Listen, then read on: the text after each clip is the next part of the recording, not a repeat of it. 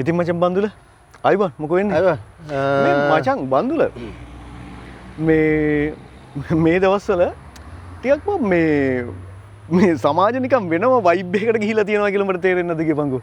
ඔව් මම මෙහෙම තියෙන්නේ මට නම් තේරෙන්නේ මේ ටිකක් අර විශේෂ වෙච්ච මාතෘකා ගොඩක් එක සැරේ සමාජ නිකන් කැළඹිල්ලක් හදලා තියෙන වගේ අදහසක් අනිවාර්යෙන් මට නම් දැනෙන්නේ.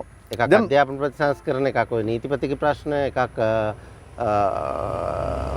සෞඛ්‍ය ශාස්ත්‍රයේ ප්‍රශ්න මේ වගේ ගොඩක් ප්‍රශ්න ප්‍රමාණයක් සමාජයේ එකවර සාකච්ඡා වෙන ගන්නට මතුවලා තියෙනවා. හැබැයි ඕකෙන් අපිට පොඩ්ඩක් කතා කරගන්න මං හිතන්නේ වැඩියෙන්ම හොඳයි මේ අධ්‍යාපන ප්‍රතිසංස්කරණ කියන කතන්දරේ.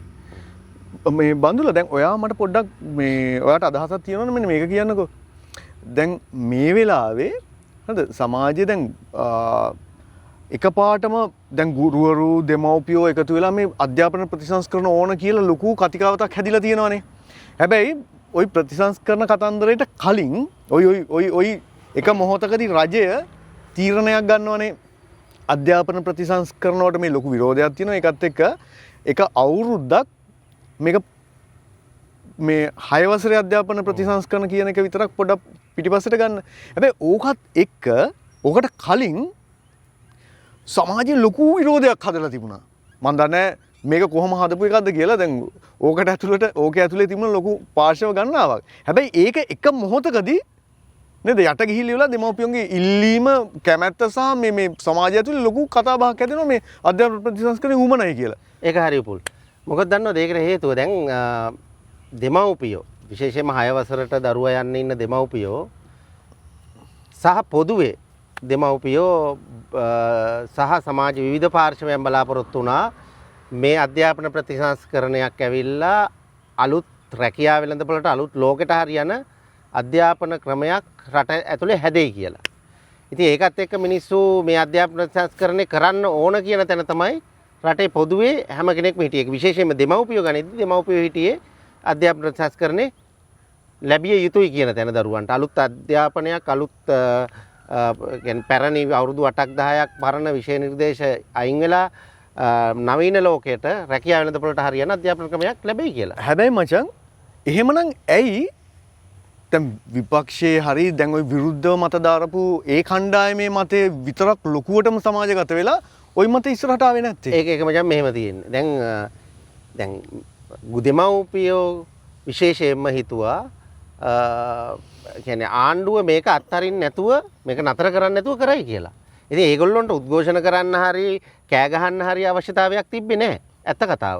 ඉතින් ඒක විපක්ෂය විසින් ලොකු ഘോഷාවක් බොරු මිත්‍යාවක් මේක සම්බන්ධයෙන් හැදුවට දෙමව්පිය හිතුවා ඒත් ආණ්ඩුව මේක නතර කරගෙන යන්නේ නැහැ කියලා. ඒක තමයි විපක්ෂ ഘോഷාව විතරක් පේන්න ගත්තේ.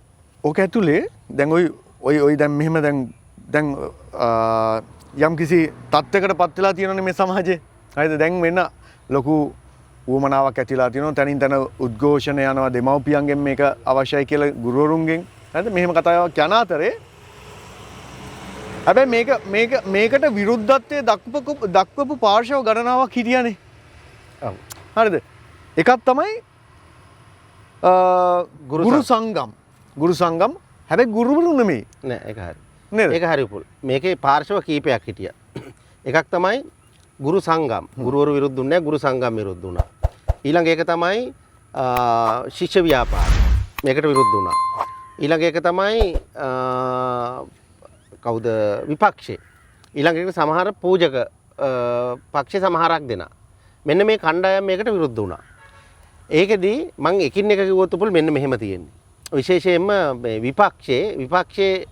විපක්ෂයට මේ අධ්‍යාපන ප්‍රතිසංස්කරණ ගැන ලොකු පුළුල් දැක්මක් නැහැ.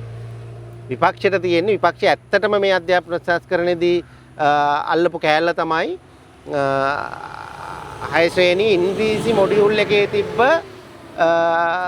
එක කේතයක් වෙබ් කේතයක් තමයි පාවිච්චි. ඕකේ ලස්සනම කතන්දරේ තමයි ඔය දැන් මාධ්‍ය සාකච්ඡාවට එන විපක්ෂයේ කණ්ඩායම ඉන්නවනේ.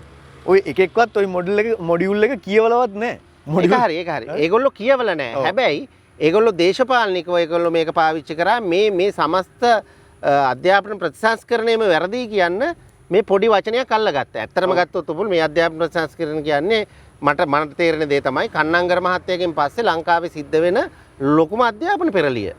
හරි? එතකොට ඒක සමාජෙ ඉල්ලා හිටින එකක්. එහෙම නැතුව කාගේ හරි පුද්ගලික උමනාවට වෙන එකක්ම නෙමෙයි. ඒකේ අඩුපාඩු තියෙන්න පුළුවන්. හරි? ඉතින් ඒකත් එක්ක මේ විපක්ෂ මතු කරපු කාරණා ඒගොල්ලෝ මේක නිකන් අර නරක තැනකට සමාජයට වැරදි චිත්‍රයක් හදන්න මේක යොදාගත්තා. ඒකත් එක්ක වෙච්ච දේ තමයි අර සමාජයට කාන්දුනේ වැරදි අදහසක්. ඔයා කියන කතන්දරේ හරි මේ බඳුල දැන් විපක්ෂයේ මේ මොහොතේදී දැන් ආණ්ඩුව යම්කිසි ස්ථාවර ගමනක් යමින් ඉන්නවනේ. එතකොට මේ ස්ථාවර ගමන නවත්තන්න නම් මොනවා හරි දේවල් ටිකක් මේ සමාජය මතට පතිත කරන්න ඕනනේ ගේන්න ඕනනේ. එතකොට එයාලට හම්බෙච්ච එක පුංචි කෑල්ලක් අල්ලගෙන මේක මහා ලොකු හඬක් නැගුවා කියන්න පුළුවන්. ඒ විරෝධය හැදුවා කියන්න පුළුවන්. හරි. ඒක හරි. ඒක සාධාරණයි කියමුකෝ. දැන් මේ ඩියුටි එකනේ ඒක. ඒකේ තව කෑල්ලක් තියෙනවා පුල්. දැන් විපක්ෂයට මේක නිශ්චිත අදහසක් නෑ කියන එක හරි පැහැදිලිනේ. දැන් විපක්ෂයක වෙලාවක කියනවා මේ විපක්ෂ නායකවරයම කියනවා මේ අධ්‍යාපනයේ අසභ්‍යකරණය කරන්න යන්නේ. මේකට මේ කුණුවarp දාලා මේ සමලිංගික වෙබ්සයිට් වල ලින්ක් දාලා මේක මේ අසභ්‍යකරණය කරන්න යන්නේ කියලා. අනිත් පැත්තෙන් ඉඳගෙන කියනවා ඒ කියන්නේ දෙමව්පියෝ මේ 6 වසරේ දරුවන්ගේ දෙමව්පියෝ යා හම්බෙන්න ගියන් පස්සේ යා කියන දේ තමයි නෑ අපි මේ අධ්‍යාපන ප්‍රතිසංස්කරණ වලට විරුද්ධ කණ්ඩායමක් නෙමෙයි. අපි කියන්නේ මේක ගේන්න. අපි කොයි වෙලාවකවත් කියන්නේ අපි කොයි වෙලාවකවත් කියලා නෑ කියලා. අයි පාර්ලිමේන්තුව ඇතුළේදී එහෙම හර්ෂද සිල්වලා අජිත් විශේෂයෙන්ම මේක වෙනුවෙන් ඒගොල්ලෝ කතා කරා. ඒක සජිත් ප්‍රේමදාසයි හර්ෂ සිල්වා අතර තියෙන ප්‍රශ්නයක්. ඒ සමහර ඒවා. හැබැයි ඊළඟ ප්‍රශ්නේ ඊට පහුවදාම දිලිප් ප්‍රදාරච්චි ඇතුළු කණ්ඩායමක් මේ අධ්‍යාපන ප්‍රතිසංස්කරණ එපා කියලා ආයි උද්ඝෝෂණය කරනවා. ඒ කියන්නේ විපක්ෂය මේ අධ්‍යාපන ප්‍රතිසංස්කරණ ගැන මුකුත් දන්නේ නැහැ කියලා තේරුම් ගන්න තියෙන හොඳම එක තමයි එක අදහසක නැහැ කියන එක. එක අදහසක නැහැ කියන එක. ඒක හරි. හැබැයි අපි මෙහෙමයි. දැන් අපි ඒක අවුලක් නැහැ. දැන් අපි විපක්ෂය ගැන දන්නවනේ. මේකේ ඉන්න සෙට් එක කවුද කියන එක අපි දන්නවා. හරි. ඔක ලිහලා බලපු මල්ල ආපහු ඔබලා බලන්න ඕනේ නැහනේ. මුන්ගේ අරමුණු මොනවද ඒක අපි දන්නවා. හැබැයි මට තියෙන ප්‍රශ්නේ බන්දුල දැන් මේ අධ්‍යාපනය කියන එක ජීවිතය කරගත්තු ගුරුවරු නේ ගුරු සංගම්. එතකොට මේගොල්ලෝ මේකට විරුද්ධ වෙන්නේ ඇයි කියන එක ඇතුලේ ඒ කියන්නේ ගුරුවරුන්ට වැඩිය ගුරුවරු ඇත්තටම මං හිතන්නේ විරුද්ධ වෙන ගුරුවරු නෑ. මේ සමහර ගුරු සංගම් ඔක්කොම නෙමෙයි. මේක විරුද්ධ වෙන ඇතුලේ වෙනම කතන්දරයක් තියෙනව නේද? මොකද්ද මේකට හේතුව? මෙහෙම තියෙන්නේ පුල්. දැන් අපි පොදුවේ මම පුද්ගලිකව ගුරුවරුත් එක්ක කතා කරලා තියෙනවා මේ ප්‍රශ්නේදී. ගුරුවරු ඇත්තටම මේකට සාතිශය බහුතරයක් ගුරුවරු මේකට මේ අකමැති නෑ. මේක වෙන්න ඕන කියන තැන ඉන්නේ. හැබැයි ගුරු සංගම් නායකයෝ මේ අධ්‍යාපන ප්‍රතිසංස්කරණය නතර කරන්න කල් දාන්න කියන ලොකු ഘോഷාවක් කරනවා. විශේෂයෙන්ම ජෝසප් ස්ටාලින් ගත්තොත් එයාට තිබ්බේ මේ එකමාරට තිබ්බ ඒ කියන්නේ ඉස්කෝල වහන වෙලාව දෙක කරපු එක. පැය භාගයක් වැඩි කරපු එක.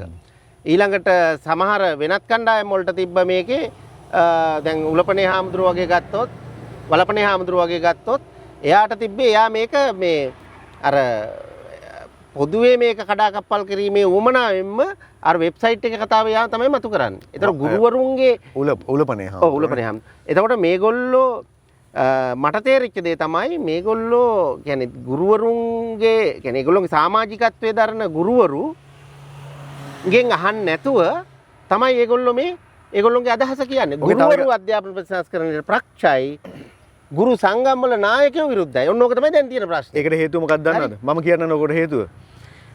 දැන් ගුරු සමස්තයක් විදියට ගුරුතු ගත්තහම මේ අධ්‍යාපනයේ මේ අයිතිකාරයෝනේ. ඒගොල්ලෝ මේකේ වැඩේ ඉන්න මිනිස්සුනේ. ඇඟේ තියෙන මිනිස්සුනේ.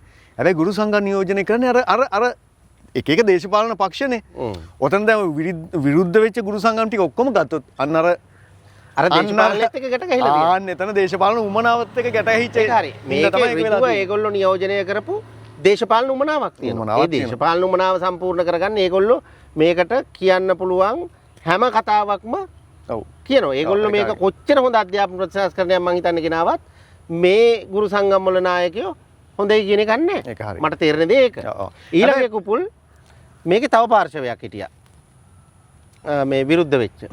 ඒක කතා කරන්නම ඕන ප්‍රශ්නයක්. විශේෂයෙන්ම ශිෂ්‍ය ව්‍යාපාරේ. මමත් අහන්න හිටියා වගේ ඔය කතන්දරේ. ශිෂ්‍ය ව්‍යාපාරේ ඉතිහාසය ගත්තොත් මේ රටේ අධ්‍යාපනය විකුණනවට වෙරෙහිව ඒ කියන්නේ සෑහෙන්න කැපකිරීමක් කරලා අරගල කළා ඒක නතර කරගත්තු ව්‍යාපාරයක්. අධ්‍යාපන දවල පත්‍රිකාවේ ඉඳලා ජයතිලක කමිටු වාර්තාවේ ඉඳලා මේ ආපු ගමන් මගේ ජීවිත කැප කරපු මිනිස්සුනේ මේ ශිෂ්‍ය ව්‍යාපාරය තුළ ඉන්නේ. නිදහස් අධ්‍යාපනය රැක ගන්න. හැබැයි දැන් ඒ නිදහස් අධ්‍යාපනයේ කප්පාදු වෙනකොට ඒ නිදහස් අධ්‍යාපනය ජනතාවට අහිමි වෙනකොට තමයි ඒ අරගල කරේ. හැබැයි දැන් වෙලා තියෙන වැඩේ තමයි දැන් තත්ත්වය තමයි ශිෂ්‍ය ව්‍යාපාරේ මේ අධ්‍යාපන ප්‍රතිසංස්කරණ කරන ශිෂ්‍ය ව්‍යාපාරය ඇතුලේ කණ්ඩායම් දෙකක් ඉන්නවා. එකක් මේ අධ්‍යාපන ප්‍රතිසංස්කරණ වලට විරුද්ධයි. කුඩා වාමාංශික කණ්ඩායම් වලට අයිති විශේෂයෙන්ම පෙරටුගාමී වගේ කණ්ඩායම් වලට අයිති ශිෂ්‍ය කණ්ඩායමක් ඉන්නවා කුඩා එකක්. ඒගොල්ලෝ මේකට විරුද්ධයි. ඒගොල්ලෝ රටේ ලෝකේ නැති ගොඩාක් කතන්දර තර්ක කරනවා. හැබැයි තියෙන වැඩේ තමයි ඒගොල්ලෝ කියන විදිහට නම් අපි ඉන්න ඕන තාම ගල්ලෑල්ල ලියන යුගයේ. මොකද ගල්ලෑල්ල ගෙනෙද්දි ඒගොල්ලෝ ගල්ලෑල්ල තියෙද්දි කඩදාසි යන යුගයේ ඒගොල්ලෝ හිටියනම් කවදාවත් කඩදාසි යන්න දෙන්නේ නැහැ. ඇත්ත කතාව. ඉතින් ඒ වගේ මේ නවීන ලෝකෙත් එක්ක මේ අධ්‍යාපනය ගැට ගහන්න යද්දි දැන් ඒගොල්ලෝ කියන පරණ එක තමයි හොඳ කියලා. හරි. ඒකටත් තියෙන්නේ අර දේශපාලන වුණාම දේශපාලන වුණාවක් තියෙනවා. මොකද ඒගොල්ලොන්ට දේශපාලනය කරන්නත් කණ්ඩායම් කියන්නේ තරුණ කණ්ඩායම් ඉතුරු වෙන්නේ ශිෂ්‍යයෝ ඉතුරු වෙන්නේ මේ පරණ ක්‍රමයේ තිබ්බොත් විතරයි. අලුත් අධ්‍යාපනය තිබ්බොත් තරුණයෝ එහෙම වෙන්නේ අධ්‍යාපනයේත් එක්ක සුසුකම් හදා ගන්නවා, රැකියා අවස්ථා හම්බ වෙනවා, ඒවට යොමු වෙනවා. වෘත්තීය සුදුකම් ඇති වෙනවා. ඒක නිසා. හරි. එතකොට ඉවර නෑ මං උපුල්. ඒක තව කැලලක් තියෙනවා. ඒක ශිෂ්‍ය ව්‍යාපාරය අනික් කණ්ඩායම හිටියේ මේකට පක්ෂ කණ්ඩායම. පක්ෂ කණ්ඩායම ඇත්තටම මේකේ ඒගොල්ලොන්ට ජොබ් එකක් තිබ්බේ. ඒගොල්ලෝ මේකේ ඇත්තටම ශිෂ්‍ය ව්‍යාපාරේ මේක අවශ්‍යයි කියන සටන් පාටේ ශිෂ්‍ය ව්‍යාපාරේ ගන්න ඕන එකක්. විශ්වවිද්‍යාල ශිෂ්‍යෝ ගන්න ඕන එකක්. හැබැයි වෙච්ච දේ තමයි මම අර එක හාමුදුරු කෙනෙකුට කතා කරා. එයා කිව්වේ මේක අපිට ඒ ගාන්ටම මේකේ පෙනී ඉන්න බෑ. මොකද අපි මේ අධ්‍යාපන ප්‍රතිසංස්කරණය වෙනුවෙන් පෙනී ඉන්න ගියොත් අපි ආණ්ඩුවට හිතවත් කණ්ඩායමක් කියලා අපි හනුන් අඩු ගහයි. ඒතර ඒගොල්ලන්ට තියෙන ප්‍රශ්නේ රටේ හරි දෙයක් කරනවා නම් හරි අධ්‍යාපන ප්‍රතිසංස්කරණයක් වෙනවා නම් අධ්‍යාපනයට යහපතක් වෙනවා නම් ඒක වෙනුවෙන් පෙනී ඉන්න එක ආණ්ඩුවට කඩේ යනවද නැද්ද කියන එක මත තීරණය වෙන්න ඕනේ මම කියන්නේ. ඒක හොඳ නම් ඒක වෙනුවෙන් පෙනී ඉන්න ඕනේ. මගේ ඒ වෙනුවෙන් හොඳ තියෙන්න ඕනේ. ඒ වෙනුවෙන් ඒක හොඳ තියෙන්න ඕනේ. ඒක හරි. ඒතකොට ශිෂ්‍ය ව්‍යාපාරයේ ඉතිහාසයේ මම දැක්ක කැතම හැසිරීම තිබ්බ යුගය තමයි මේ දැන් අපි ගත කරන කාලේ අධ්‍යාපන ප්‍රතිසංස්කරණයක් සමාජයක් ඉල්ලද්දී ඒ සමාජයේ මත යටත් පයින් ගහලා අධ්‍යාපන ප්‍රතිසංස්කරණ කඩාකප්පල් කරන මේ දෙගොල්ලොම මැදිහත් වෙලා තියෙනවා. මේ සමාජයේ ඉස්සරහට ගෙනියන නේ ඉස්සරහට ගෙනියන ප්‍රතිසංස්කරණ යන්නේ මේක. ඒක හරි. අනිත් එක දැන් මේ අපි ගත්තාම සමාජයක් විදියට මේ සමාජයේ යහපැවැත්ම සමාජයේ නේද ඉදිරි දැක්ම මේ හැම දෙයකම දැන් අපි අපේ පෙරටුගාමියෝ විදියට නේ ඉදිරිගාමියෝ විදියට අපි සලකන්නේ අපේ පූජ්‍ය පක්ෂේ. හරි? එතකොට අපි හැමතිස්සෙම උන්ගේ අනුශාසනා උපදෙස් නේ අපේ ජීවිත හැඩගස්ස ගන්න වගේ මේ සමාජය හැඩගස්ස ගන්න බලාපොරොත්තු වෙනවා. හැබැයි මේක ඇතුලේ ඔයා දැන් ඉස්සෙල්ලා කතා කරපු වගේම මේ ලොකු විරෝධයක් හැදෙනවානේ මේ පූජ්‍ය පක්ෂය ඇතුලෙන් මේකට විරෝධතාවයක් හැදෙනවා. ඒක හරි පුල්. ඒකත් කතා කරන්න ඕන කතාවක්. මොකද දන්නවද? දැන් ඇත්තටම පූජ්‍ය පක්ෂය කියලා කිව්වට මේක මේ සමස්ත පූජ්‍ය පක්ෂ නෙමෙයි. දේශපාලන උමනාවක් මත දේශපාලන පක්ෂ විසින් නටවන රූකඩ චීවරධාරීන් කීප දෙනෙක් තමයි මේකට මේ විරුද්ධ වුණේ. එතකොට බන්දුල මට ඔයා කියන කතාව හරි මට පුංචි ප්‍රශ්නයක් තියෙනවා.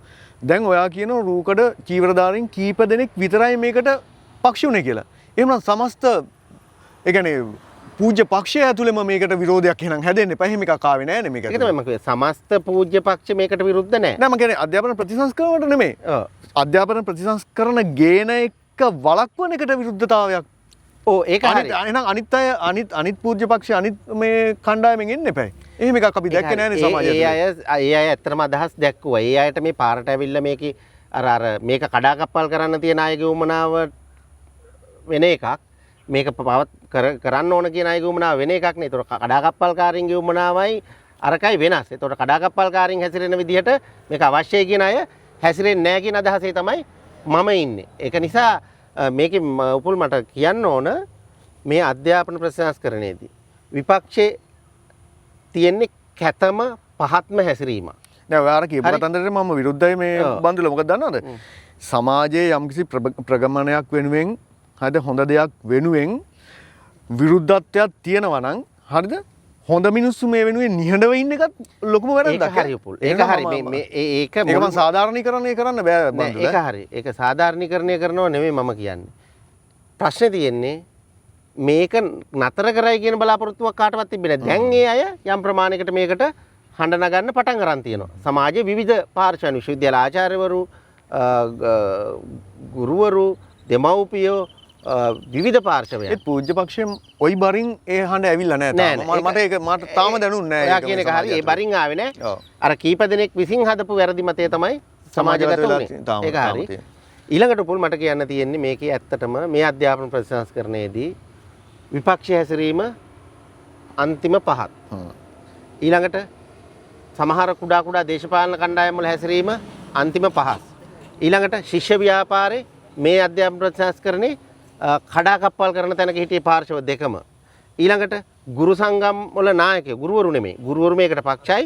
ගුරු සංගම් මේකේ නියෝජනයක තමන්ගේ කියන්නේ අර තමන්ට මේකේ අධ්‍යාපන ප්‍රතිසංස්කරණයට විරුද්ධ වෙන්න කොහොම හරි විරුද්ධ වෙන්න ඕන කියන අදහසින් හැසිරිච්ච එකක් තමයි මට ගුරු සංගම වල නායකත්වයෙන් වෙන්න. මොකද ගුරුවරු විදුහල්පතිවරු මේකට මේක වෙනුවෙන් පෙනී හිටියා. ඉතින් උපුල් ඔන්න ඔය කියන්නේ ඔය කියන පාර්ශව සියල්ල විරුද්ධ වෙද්දී ආණ්ඩුව මේක ගැන මං කියන්නේ තීරණයක් ගන්න ඕන.